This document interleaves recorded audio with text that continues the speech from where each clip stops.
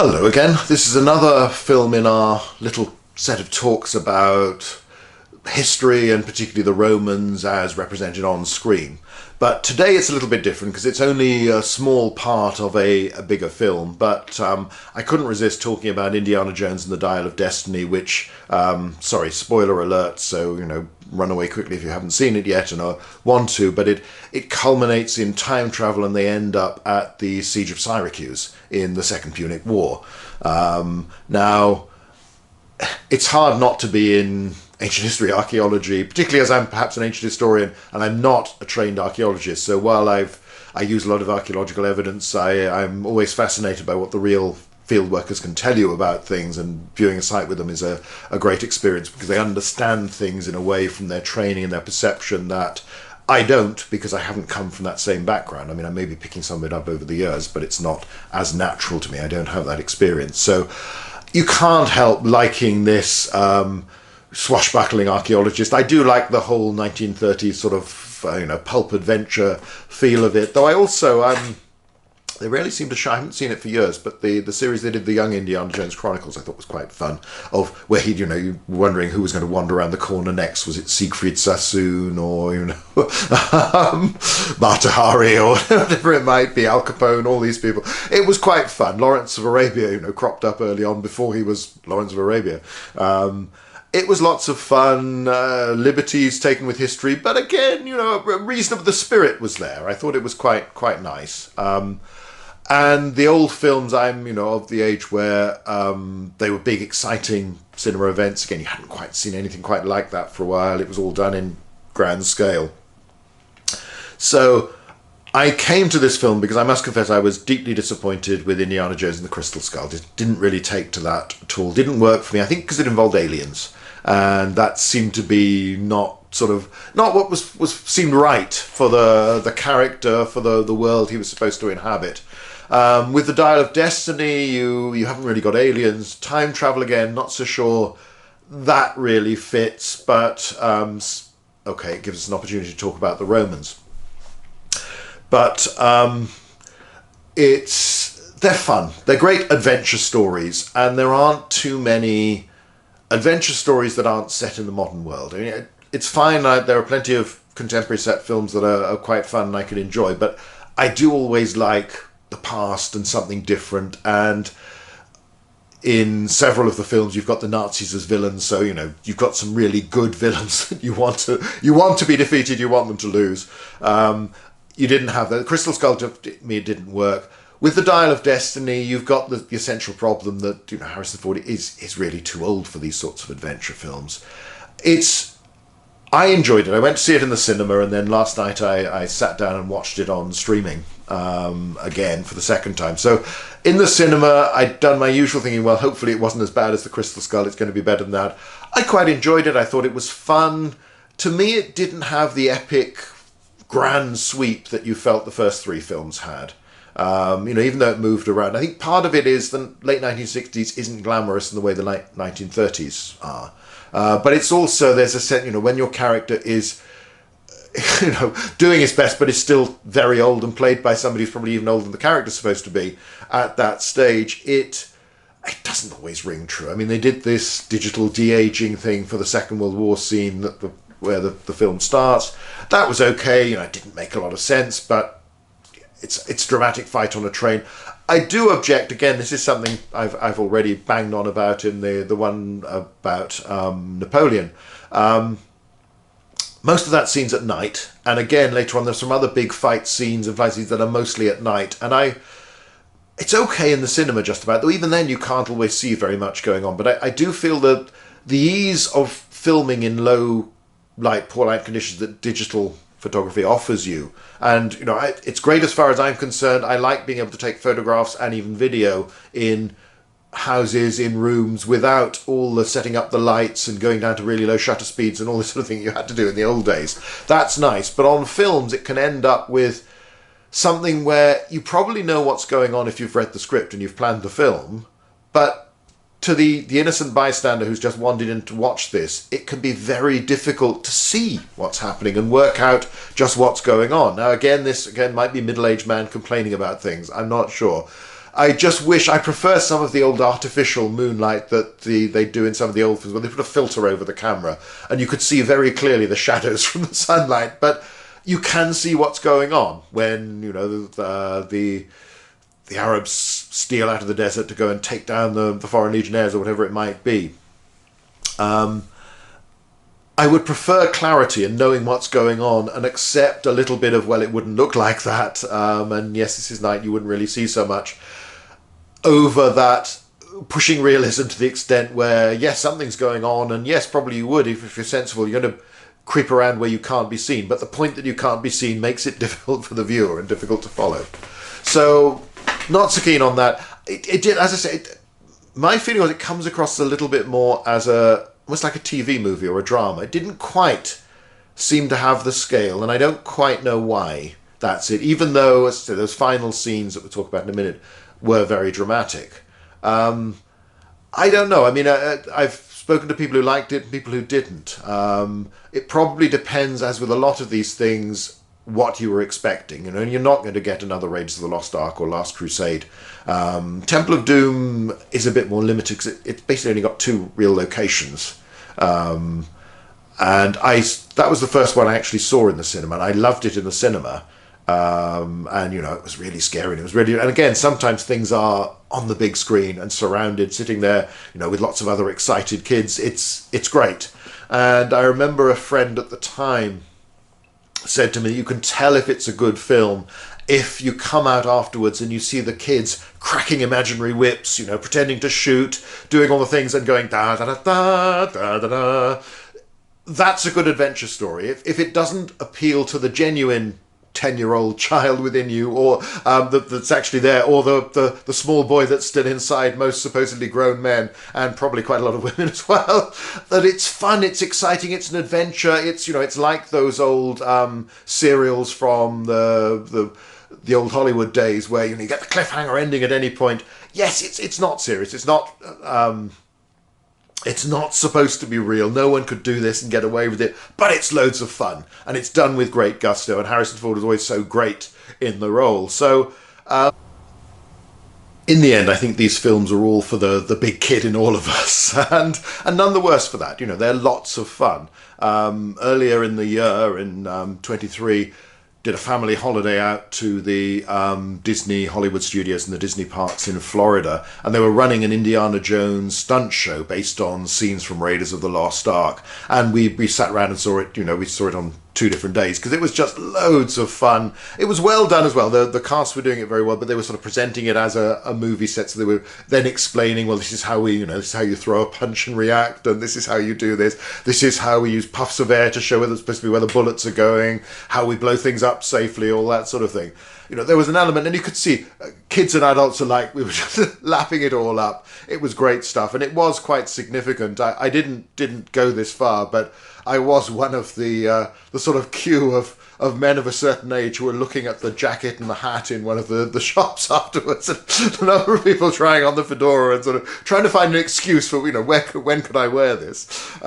So they're fun. And there's an element of where the actor has become so old, it's harder to do that fun, because there was, you know, they were obviously accepting the fact that Harrison Ford's now not a young man, and, you know, talking about when he's climbing and he stops and, you know, he talks about being shot 9 times, once by your father and all this sort of thing, and, you know, I've been drunk the blood of Carly and all this sort of thing.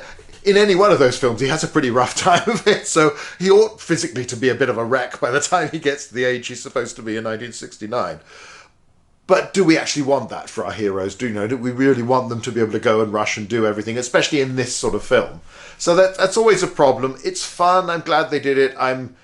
As far as I know, they're not making any more, and I think that's a very good idea, because you just couldn't keep doing this. It's not going to work. But anyway, I enjoyed it. It's not up there with the best of the earlier films. It's not quite the same. It's a different, older film, but it's lots of fun. It is, you know, it's entertaining. It's a good sit down. As I say, the real test would probably be, what do the kids think of it? You know, they come out. But again, it's easier wanting to be the younger Indiana Jones who can do all this stuff, and, you know, and even the the classic bit in Raiders of the Lost Ark with, we've all heard the story that's basically the background of that, of the swordsman coming up with twirling his blade around and Harrison Ford just sort of giving a casual, pulling out the revolver and shooting him and just going off. It's terrible because you've just depicted somebody being shot and killed, but it's quite funny, it's great fun, and that's the spirit you have to take these films in. So that's the background. I think it's an honourable entry into the series, and it sort of redeems to some extent the Crystal Skull, which may have worked for other people. These things are subjective, but didn't work for me. I saw it in the cinema. I've not been moved to watch it again. Whereas the others, I can all every few years think, oh yeah, let's have a good romp this evening. Let's watch Raiders of the Lost Ark or something like that. But anyway, we won't go into the detail too much about the story. There's an element where it's all to do with Archimedes and this sort of thing, and some Nazis wanting to be able to travel in time so they can go back and, it turns out, kill Hitler, take over, and not make the mistakes that led to the Nazis losing the war. Doesn't make a lot of sense, but then, it's not that sort of film, so I wouldn't worry too much about that. That's churlish to expect this sort of stuff to make sense. But they end up in 214 BC in Syracuse. Now, before that, they've gone down to a wreck. And you notice when you see the skeletal Roman soldiers, they're very much the classic of what would now be a Hollywood legionary.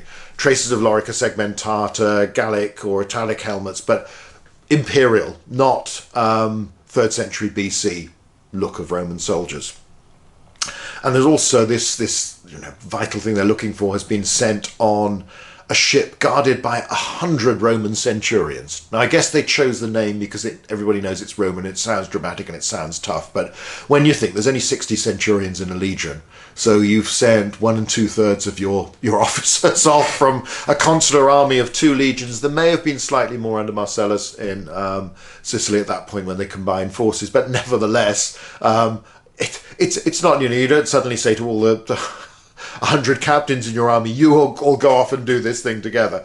So that was licensed. It slightly ticked me off because I'm sitting there being overcritical, but okay, again, if you're thinking too seriously about a film like this, then you're in the wrong theatre, because that's not what it's for. They end up flying in this thing that looks a bit like a sort of Heinkel, but with twin tails. I'm not quite sure what that's supposed to be. If anybody knows that there was some obscure German aircraft that looked like that, fine, I'm happy to be corrected, but I don't know of one. And they suddenly arrive. So, again, historical plausibility, we're not going to talk about aircraft flying over and the anti-aircraft possibilities of the ballistae mounted on Roman galleys. It's an adventure story, it's fantasy, it doesn't matter. And they arrive in the middle of a Roman attack by sea on Syracuse. And, Indiana Jones looks down out of the window of the aircraft and says, that's a Roman trireme, as they start to realise they haven't gone to where they were supposed to be going, which is 1939. Probably, most of this fleet will be quinqueremes by this time rather than triremes. You don't see them in great detail. They look okay as galleys, as ancient warships. They've got their sails up while they're going into an attack, which is unlikely, but on the other hand, if they don't have their sails up, they're a different sort of shape, and it probably wouldn't scream out galley or warship to most of your audience. So again, it's a bit more impressive, there's a bit more colour to pick out. I can understand why they did that.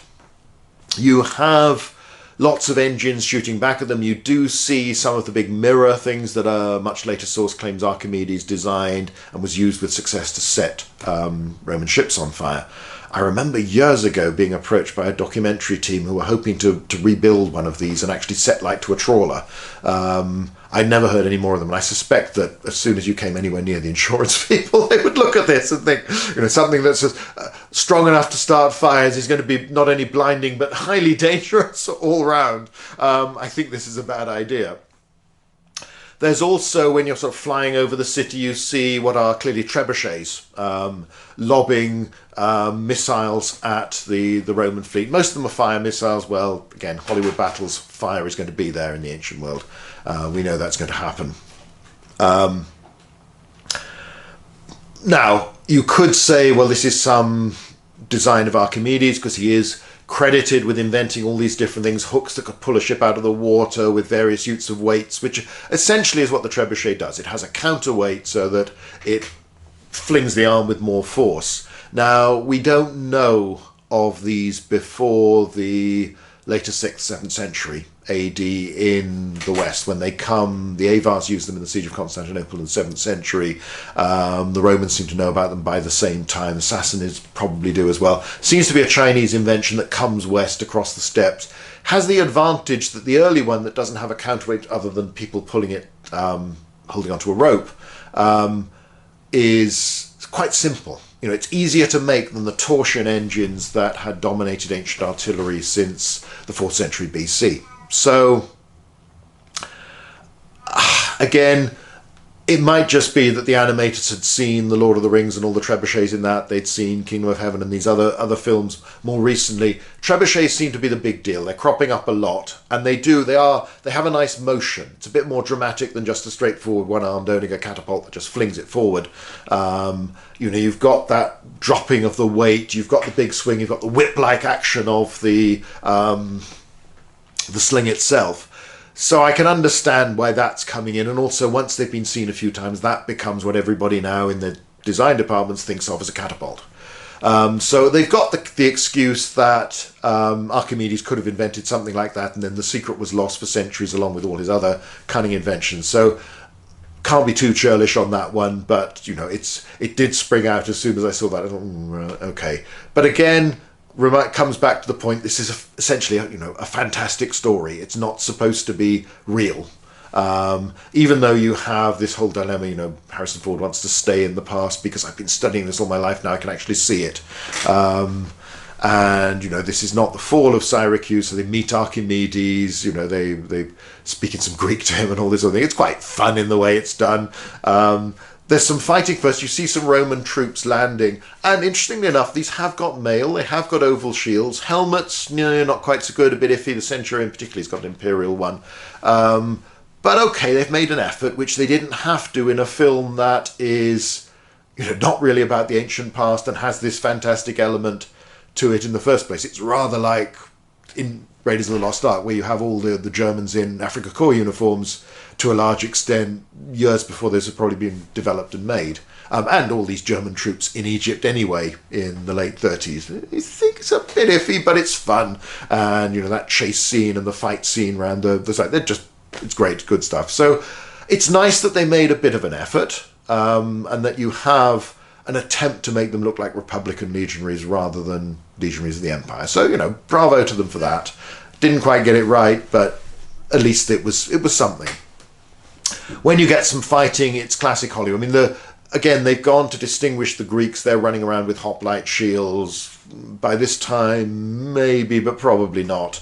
But again, they stand out. If you want simple, sort of, these are the defenders, these are the attackers, which is what you need, given that this is only a short few scenes at the end of a film that's set in a different time period altogether.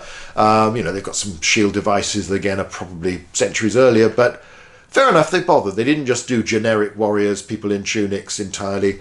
The fighting is classic on screen. Some Romans come ashore, everybody mingles, everybody fights individual duels. They're turning, they're cutting behind them, cutting to the side, your enemies can appear from everywhere. No formations, but again, maybe in this context, that's okay. So it gets, some credit points. It does quite well. It tries.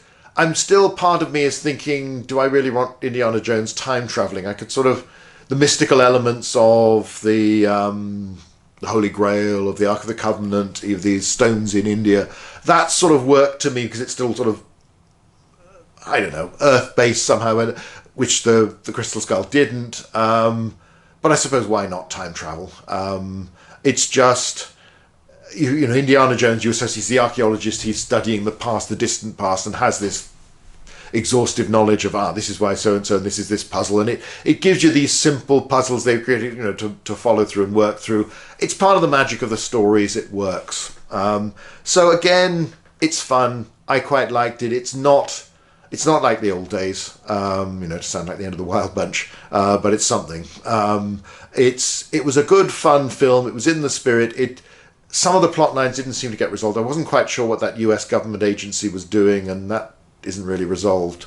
But okay, it's fun. There were maybe a few too many chases, but I think it was the it was harder to do the fight scenes by this stage. And you can talk about the other cinematic aspects another time. But it's okay. It's not a bad film. It's not as great as the early ones, but it's, for what it is, it's quite fun. And this little Roman bit at the end, it's interesting. How often do we see the Second Punic War represented, let alone in Sicily, on screen? Now, obviously, there's talk of this project finally coming to development with Denzel Washington as Hannibal. Be interesting to see what that's like. My main thought initially is that he's actually a bit old for Hannibal, but again, it depends how they do the script, how they make it work. There's so many other stages they'll get through, and then the performances to see whether this is going to work as a film or not. And there's an Alexander the Great Netflix series, which I think is a drama rather than a drama documentary, coming along. Again, how are they going to deal with that? But let's end with Indiana Jones, and one of these ambitions in life that I'm sure will never be fulfilled, because the striking thing about him is that whenever he goes to any archaeological site, it's obviously a ruin usually in the first place, but it tends to end up as even more of a ruin. He'll tip over a statue to break through a wall, he'll smash through the floor, all this sort of thing. So if ever I had vast amounts of funds and could get the permission of George Lucas and all the others, I would love to create an Indiana Jones Award for archaeological conservation to be given every year, just to sort of as payback, basically, as to make up for all the destruction he's done on screen to remnants of the past, and just for the people who actually do work to preserve it. So anyway, to my mind, it's quite a fun film. It is what it is. You can't expect it to be more. They couldn't have made one like the old ones without changing the actor, and I don't think that would have worked so well because, Harrison Ford is Indiana Jones. It was easier doing the young Indiana Jones series. I think those did work with the various actors they had, depending on his age, for that. I think there were two, weren't there? Was it 2 or 3? Can't remember.